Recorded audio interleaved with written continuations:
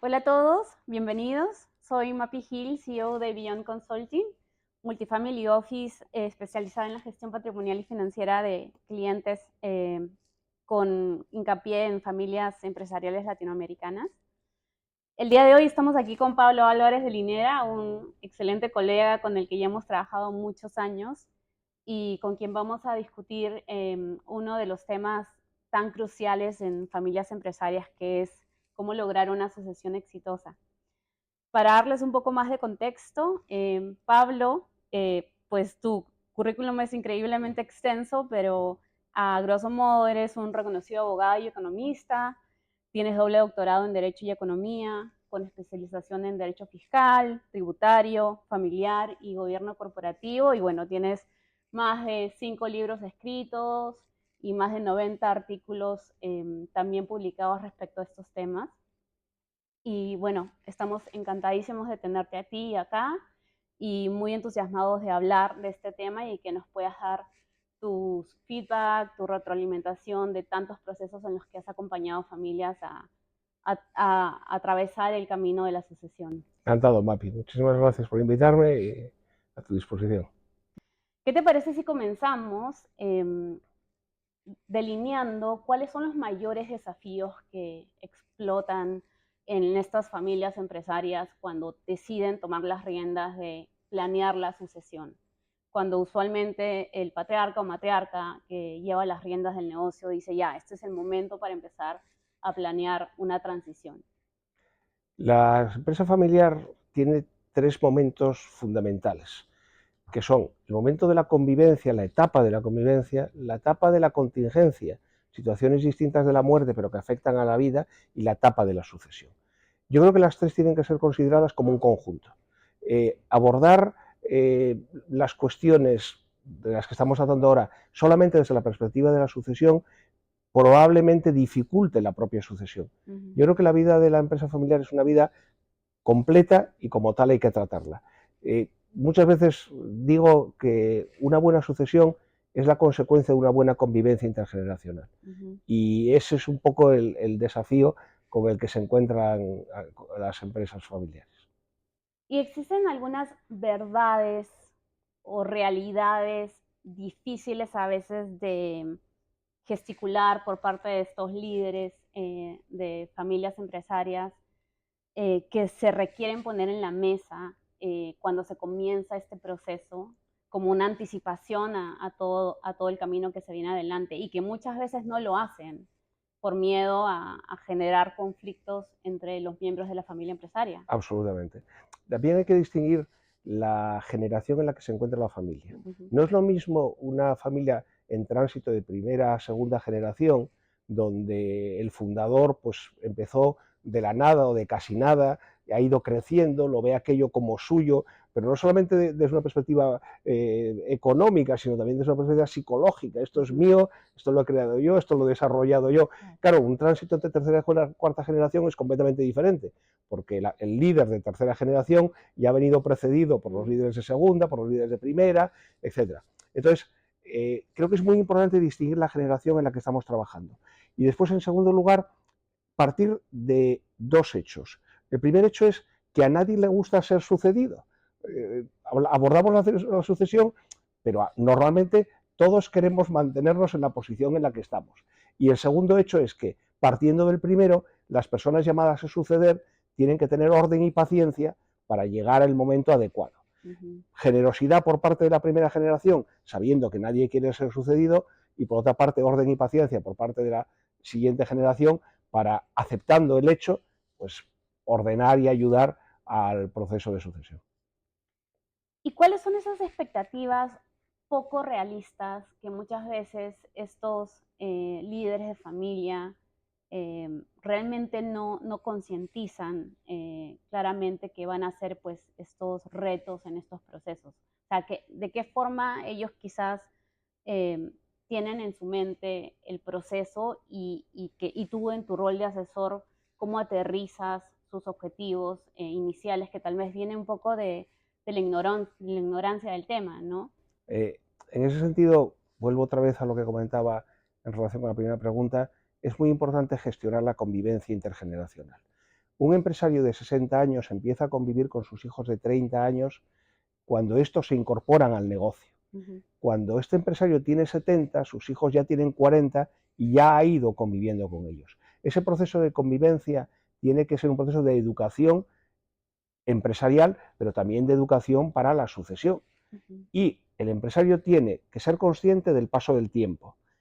Y la persona que es llamada a suceder tiene que haber convivido con la persona que va a ser sucedida de forma continuada a lo largo de ese tiempo para que todo esto se produzca de manera muy, muy natural. ¿No te encuentras muchas veces que quizás hay alguna situación que apura el proceso de decisión de estos líderes a esta transición, dado una situación médica, una dinámica familiar que puso todo en jaque mate, una situación empresarial, y que de alguna manera quieren empujar con mucha rapidez un proceso de transición en donde no se han creado las bases? ¿Cómo tú manejas ese tipo de situaciones? Porque en nuestra experiencia como oficina de familia lo hemos visto en ciertas ocasiones. Comentábamos antes la contingencia. La contingencia es situaciones distintas de la muerte que afectan a la vida de las personas y a la vida de las empresas. Hay que pensar en la contingencia. Y hay que pensar en la contingencia idealmente en momentos de tranquilidad. Entonces, ¿qué me ocurre si tengo un accidente de tráfico? ¿Qué me ocurre si tengo un COVID? ¿Qué me ocurre si tengo un divorcio? ¿Qué me ocurre si tengo cualquier cosa que no sea fallecer, pero que sé que va a afectar a mi vida personal y profesional?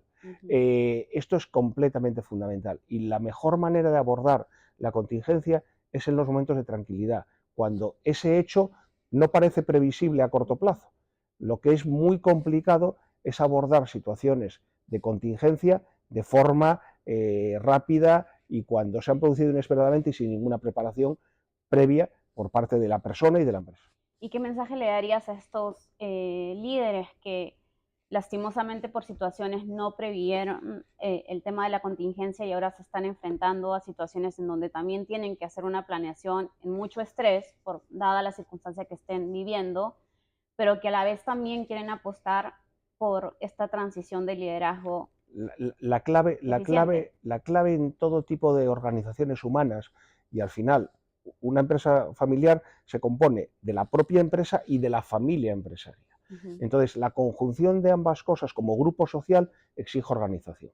Entonces, lo que hay que conseguir es tener una organización de naturaleza formal cuanto antes. En ese sentido, los códigos de buen gobierno internacionales que afectan a no cotizadas y empresas familiares ponen, entre otras muchas medidas, la incorporación de consejeros independientes, la celebración de reuniones formales continuadas y periódicas. Hay una serie de mecanismos que se pueden poner en marcha con una cierta rapidez, todo ello junto con una adecuada planificación sucesoria desde la perspectiva, por una parte, testamentaria y por otra parte, en el mundo anglosajón, de lo que son los trusts, las fundaciones latinoamericanas, etc. Pablo, ¿qué factores suelen sabotear estos procesos de sucesión o procesos de planeación de la sucesión y como bien lo mencionaste anteriormente, primero de la convivencia, ¿no? Que es tan trascendental?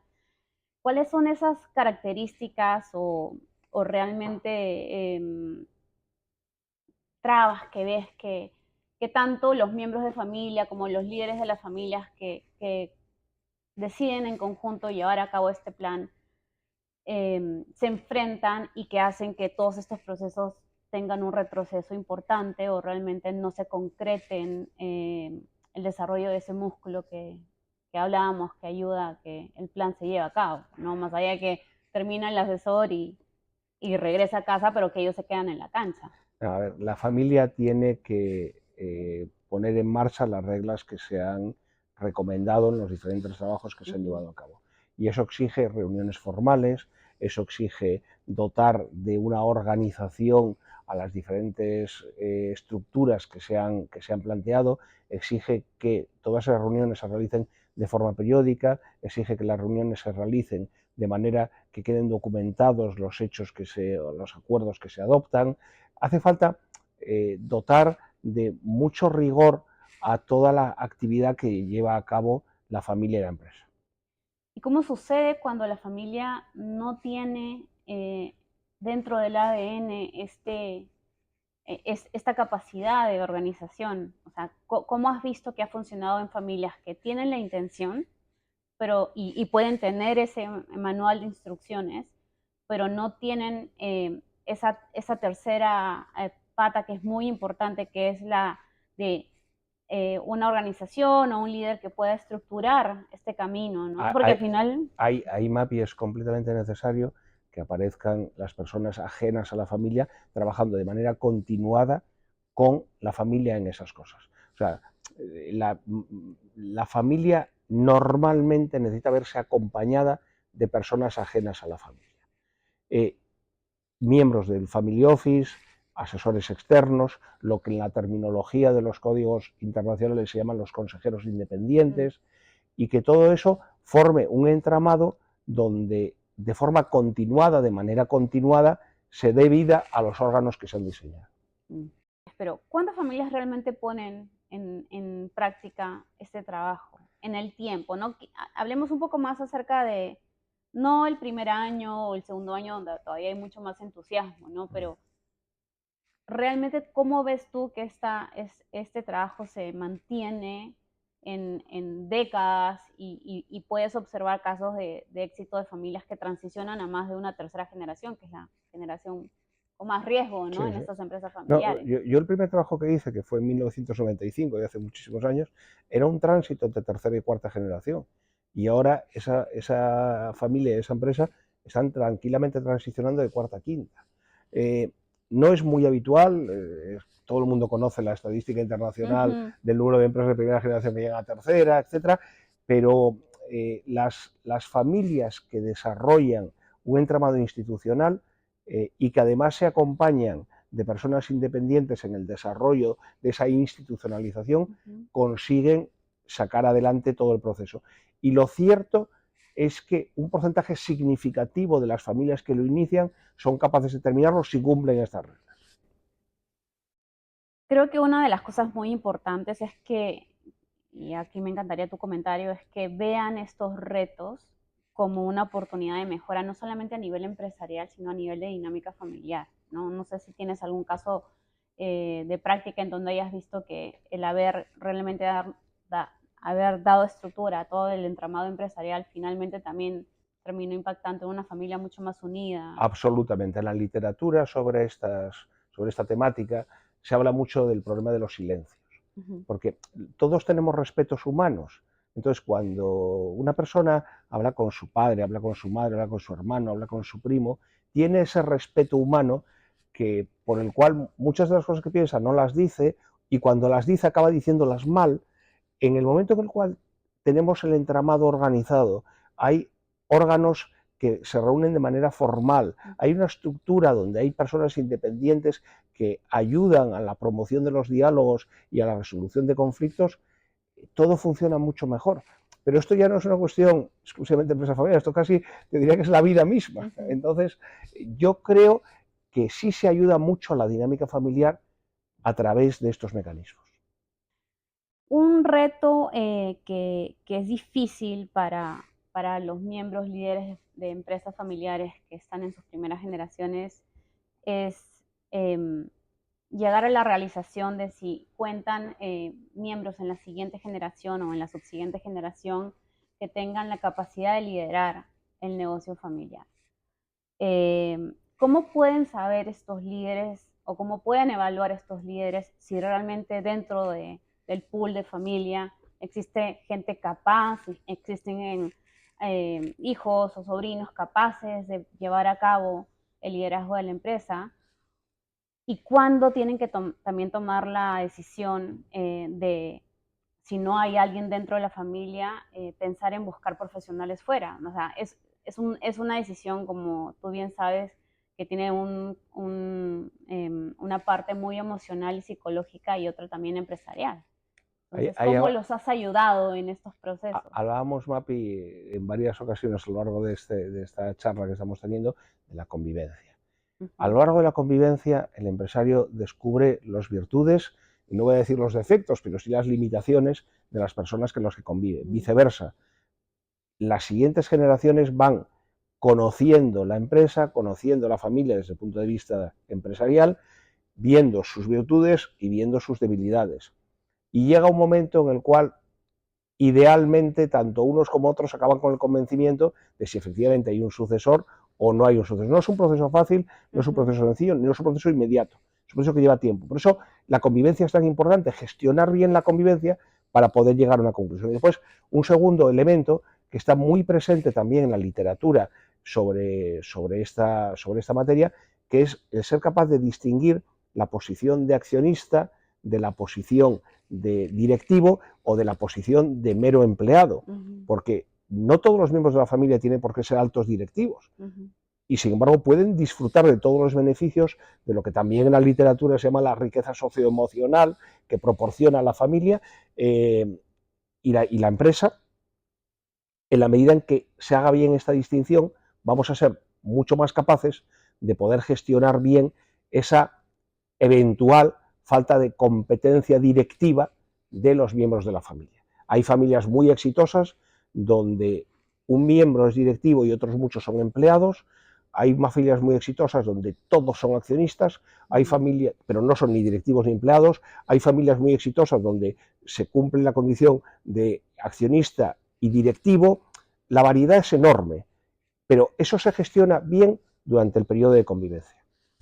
Y para este tipo de situaciones en donde usualmente los presidentes de las compañías o, no sé, o la cabeza de dirección de la junta directiva, ¿no?, de estas compañías es ese miembro familiar que fue el que muchas veces o gestionó el negocio desde el comienzo o está muy involucrado o es una persona de admiración del resto de familias. ¿Cómo se hace para que se haga esta evaluación de estas nuevas generaciones de manera imparcial, para que no se meta el corazón y un poco también se pierda esa parte de un análisis realmente a la línea, o sea, realmente hemos eficaz? hablado, Mapi, de los consejeros independientes, que pueden ser consejeros, no hablo en el sentido estricto mercantil, hablo de asesores independientes, que pueden ser internos o externos. Una persona que funda una compañía y tiene a su lado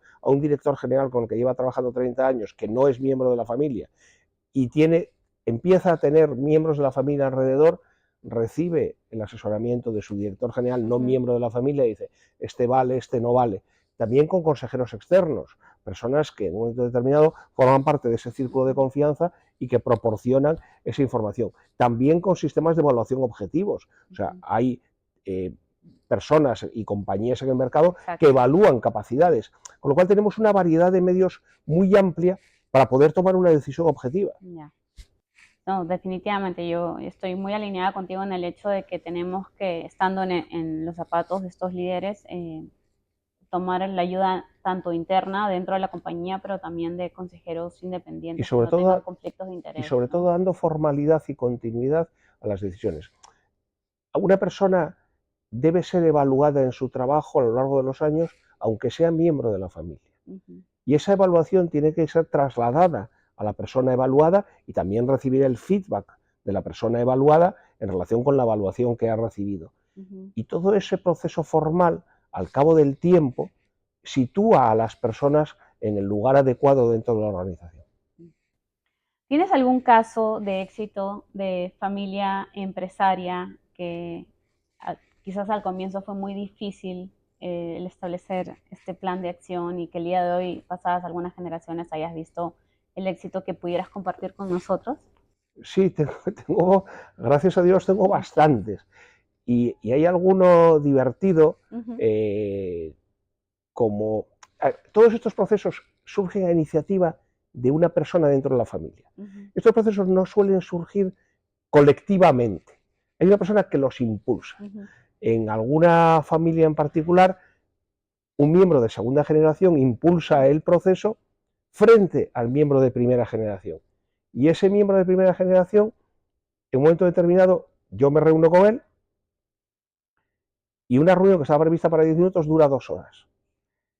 Y él sale convencido de que algo tiene que hacer y que nos pongamos en marcha y acabamos haciéndolo. Y con el paso del tiempo, esas personas, esos hermanos, van tomando caminos diferentes armoniosamente.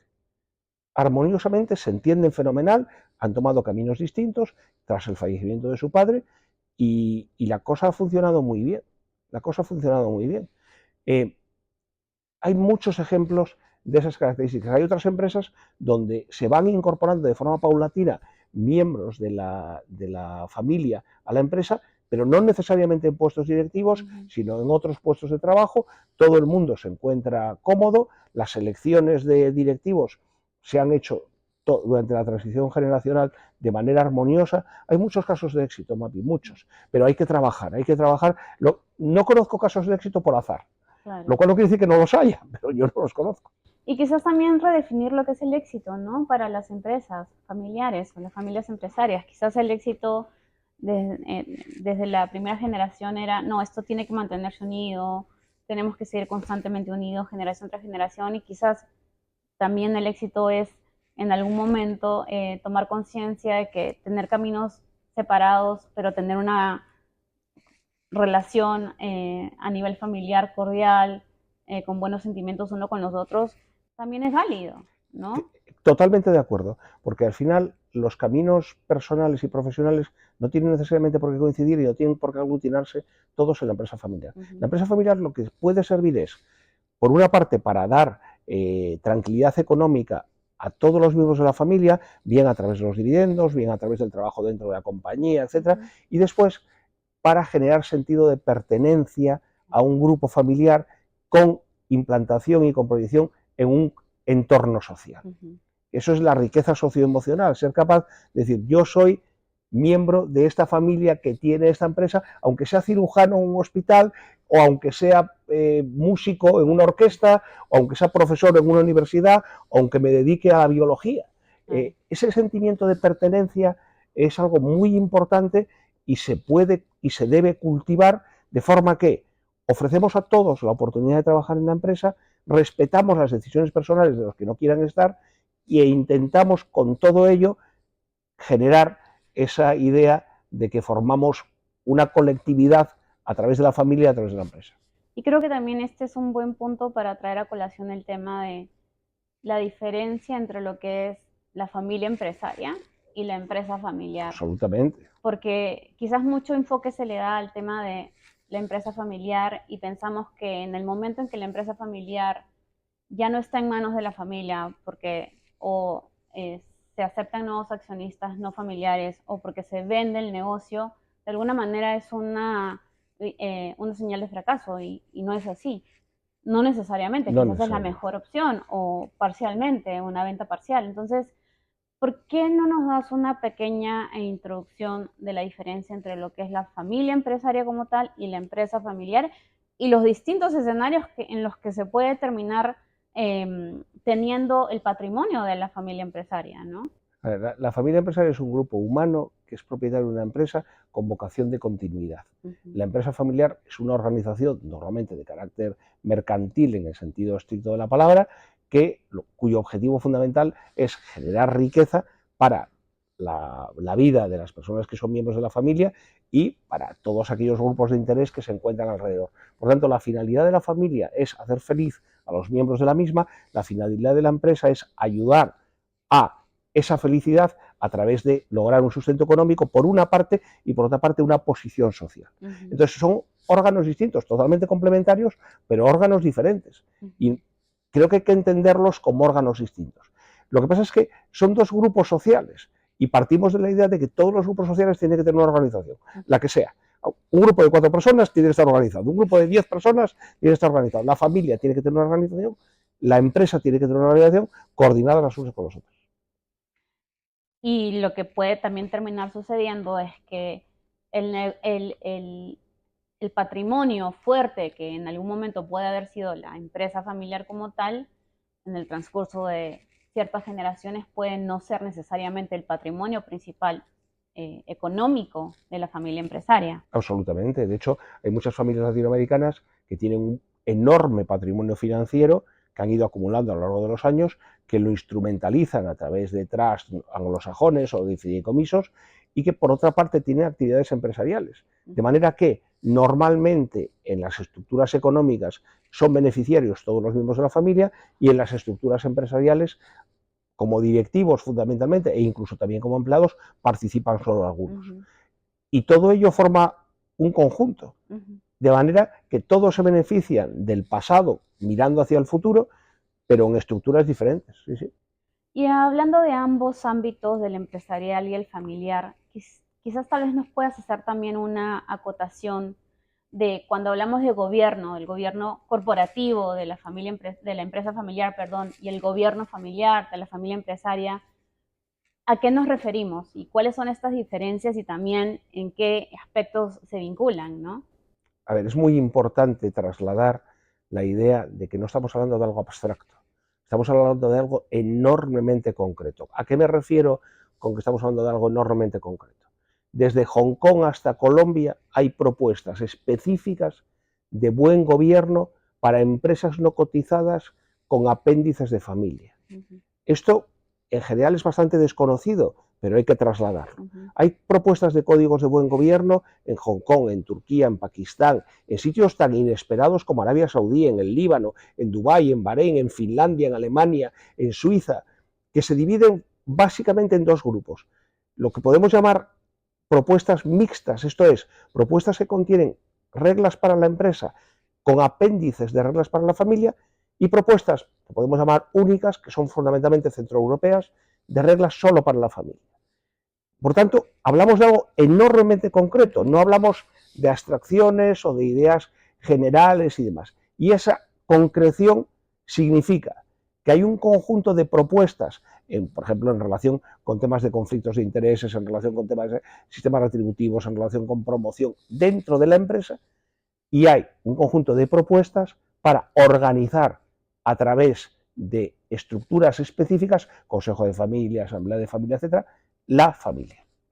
¿Y por qué crees que todos estos países, desde Arabia Saudita hasta, no sé, Chile en América, a través de sus gobiernos o organismos internacionales que lo fomentan, están tan interesados en publicitar o hacer realmente de que las empresas y las familias se formalicen con buenos sistemas de gobierno? ¿Cuál es el interés del mundo El a que esto interés, se el interés formalice? es muy sencillo, es mucho más fácil mantener una empresa que crearla de nuevo. O sea, si todas las generaciones descendientes de familias empresarias tuvieran que partir de cero, los países se destruirían. Es mucho más sencillo mantener que construir, siendo difícil mantener, pero es mucho más sencillo mantener que construir.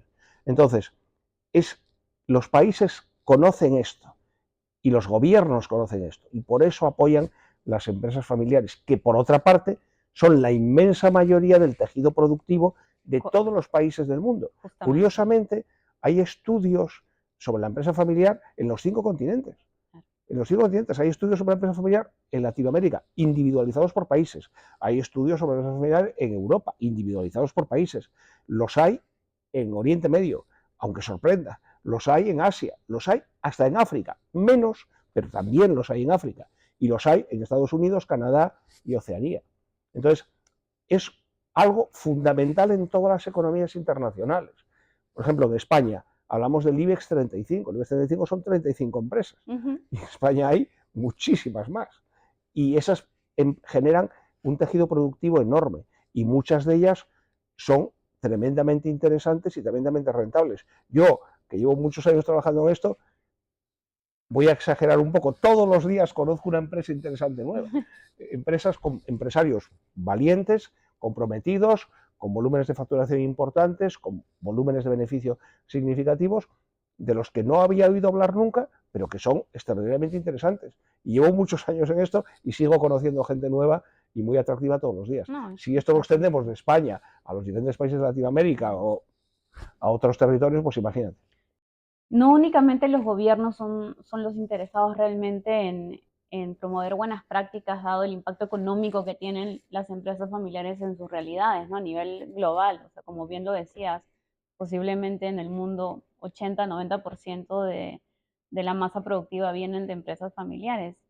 Pero también el mismo mercado privado, o sea, las corporaciones privadas, las grandes corporaciones privadas tienen grandes intereses también de que las empresas familiares estén bien reglamentadas, bien gestionadas, Podemos con buenos poner, gobiernos. Mapi, muchísimos ejemplos. Por ejemplo, ¿quién ha promovido la redacción de códigos internacionales por países? O bien el Banco Mundial, o bien el Banco Interamericano de Desarrollo, o bien asociaciones privadas, Exacto. o bien universidades combinadas con asociaciones privadas.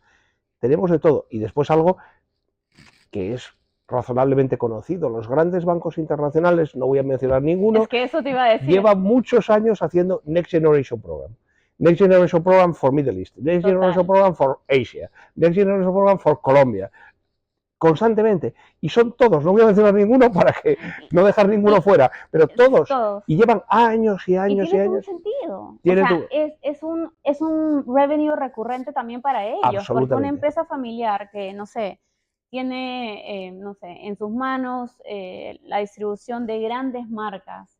En Perú, justo me contaban hace poco un caso como esos, ¿no? Empresa familiar enorme con marcas muy importantes, que en esta transición realmente la empresa corporativa detrás de la marca está evaluando si continúa dándoles la franquicia de las marcas, porque si no hay realmente un buen liderazgo estructurado para esta siguiente generación, tienen dudas de que la máquina económica se va a seguir manteniendo. Pongamos ejemplos sencillos.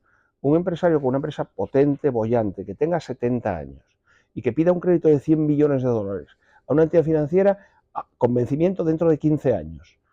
¿Qué le importa a la entidad financiera? Que le devuelvan el dinero prestado.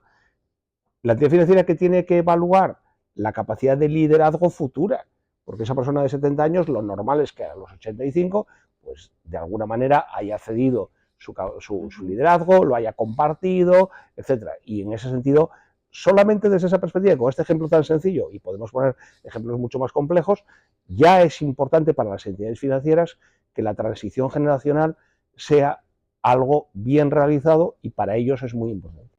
Y creo que es recontra también importante hacer la acotación de que ya no es solamente por un tema de largo plazo, de trascender en el tiempo, en el largo plazo, en nuestras siguientes generaciones, porque es la máquina que muchas veces termina siendo el sustento de estas nuevas generaciones o de las que vienen, pero también en el corto plazo lo es para el mismo giro de negocio de sus empresas, como acabamos de decir, o sea, te pueden cortar el crédito, cosas públicas, o sea, puedes tener menos acceso. Incluso tus clientes principales es público. Tesla exige a las empresas del norte de México con las que contrata ciertos componentes de los coches que fabrica, que tengan un sistema de gobierno corporativo y de gobierno familiar. Esto es así. ¿Por qué? Porque dice, oye, yo quiero estar seguro de que si tengo un contrato a medio plazo con una compañía, esa compañía tenga una razonable organización y una armonía familiar, porque la inmensa mayoría de esas compañías contratadas por Tesla son familiares. De acuerdo, y particularmente viniendo de la banca, yo lo veo en mi día a día. O sea, veo a la banca mucho más fuerte exigiendo todo este tema de gobierno dentro de las empresas familiares. Absolutamente, partiendo del hecho de que lleva muchos años estando preocupada por ello y, como comentábamos, haciendo programas específicos de formación para sus clientes. Pablo, no sé si hay algún mensaje que quieras compartir para terminar esta entrevista, alguna de las enseñanzas que podemos obtener de tu experiencia de tantos años cubriendo las familias del mundo entero en estos temas. La familia y la empresa son organizaciones sociales. Toda organización social necesita una estructura. Deben estructurarse de manera formal. Unas con más nivel de formalidad, otras con menos, pero todas las empresas, para sobrevivir, tienen que tener una estructura formal. Muchísimas gracias, Pablo, por estos consejos y enseñanzas de tantos años en la práctica. Para todos agradecemos que nos hayan acompañado la noche de hoy y pues esperamos vernos en el próximo capítulo de Beyond Consulting con temas familiares y empresariales. Encantado, Mapi, gracias. Igualmente.